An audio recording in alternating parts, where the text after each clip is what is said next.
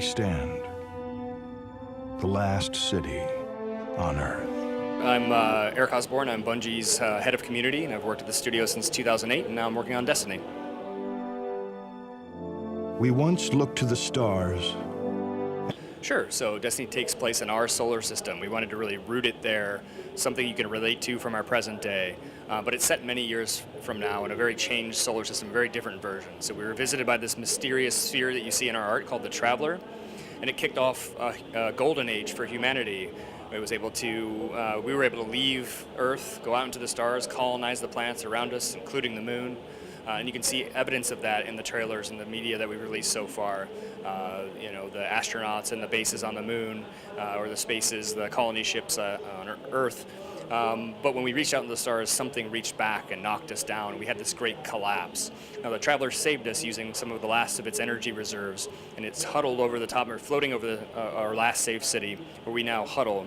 And the player begins at this moment in time, where we're surrounded by our enemies. The Traveler has sort of gone dormant. We're able to use its power, its light, to fight the enemies, and we're now leaving the safety of our walls to take the fight to our enemies before they destroy us. So if you see like the moon from our latest trailer, those are the enemy called the Hive. And they've been lying in wait in the moon, burrowing deep into the core for hundreds of years, waiting, trying to discover what the Traveler is and to use its power against us. And they're also building an army and the Ocean of Storms and this large sort of tunnel that they've dug in called the Hellmouth. At the base of that, they have summoning pits where they build their nastiest, most dangerous enemies to send towards us to actually assault our city and assault Earth.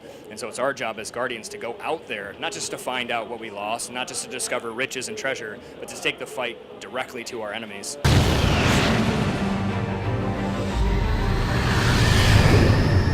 Communities really pays attention. They're really ravenous. They understand what we do, at a really deep level. So they know sort of the breadcrumb trail that we're leaving them is actually a trail that leads to something. So when they see even the symbol of the game or the Traveler, they know it's a mystery to solve. And so they immediately start to solve it together and find out answers to questions. That's really cool to see. And that's what we want. And so we want players to discover that in the game, though. So we don't want to answer those things through interviews as much as we would like to, or through trailers. We want to leave some things up to mystery and let players' imagination sort of drive them into the world and figure out, what is that Traveler? What really happened during the collapse of a golden age? Why are the Hive here? What are they doing underneath the surface of the moon? We want them to go down there into that Hellmouth and find out. So we're really looking forward to those moments when they set foot in the world for the first time. That'll start with our beta in 2014. If you pre-order through a retailer, you can get access to a beta through a code. And we won't just really looking forward to seeing what they do.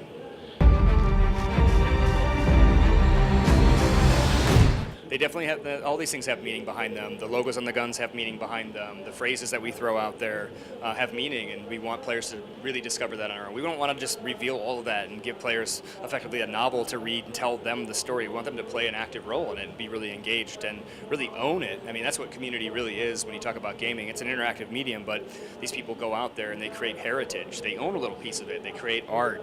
They imagine what it might be like to be a hunter, and they'll create cosplay, or they'll write a story about what it might be like to grow up as a Titan in the city. And that's all really cool space we want them to explore. If we just give them all of that, they can't participate anymore. They can't do any of that. They become an audience, not a community.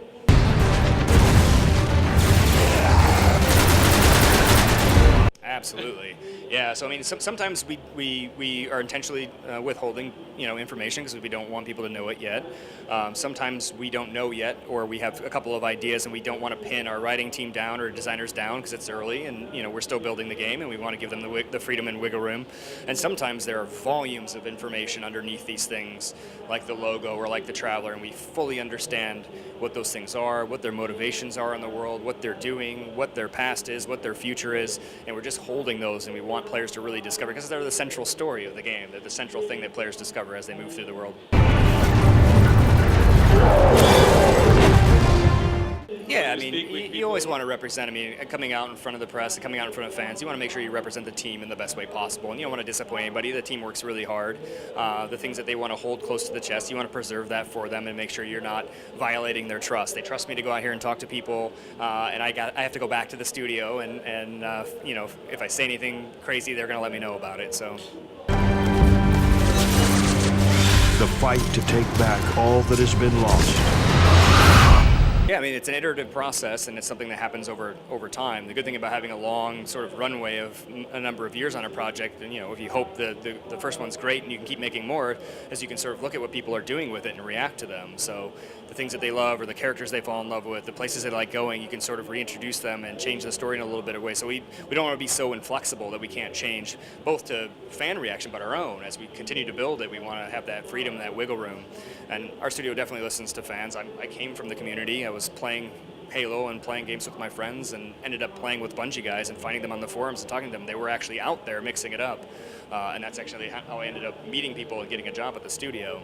So it's a really cool place. They care about what people are doing. They want to build handcrafted experiences and then give them to people and see what they do with them. And so the reactive part of it, where they hear what they say or hear what they do, see their behavior and react, is all part of the process.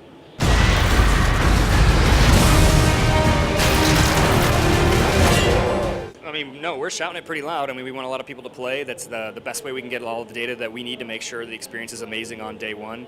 So we want to give players a big slice of activities, see what they do in the world, see what they say, and get a lot of really good data out of them. So it's always nerve-wracking when you put something out there and people play it for the first time. We play it a lot, and we sort of, go back and forth with our opinions, and we test it, and we iterate, and we keep doing that cycle. But the first time you put it in front of real people, real fans, and they crash against your systems, and they tell you what they think, is always nerve-wracking. But it's fun, it's exciting, we're looking forward to it and seeing what people say the first time they walk into the world. Okay, so you think the game is ready for that? Yeah, it better be. I hope so. Thank you very much.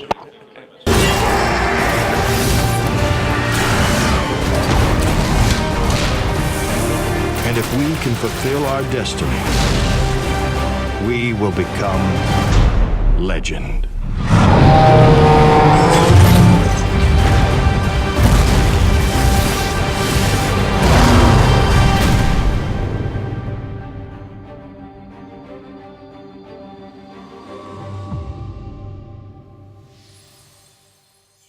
Product not yet rated.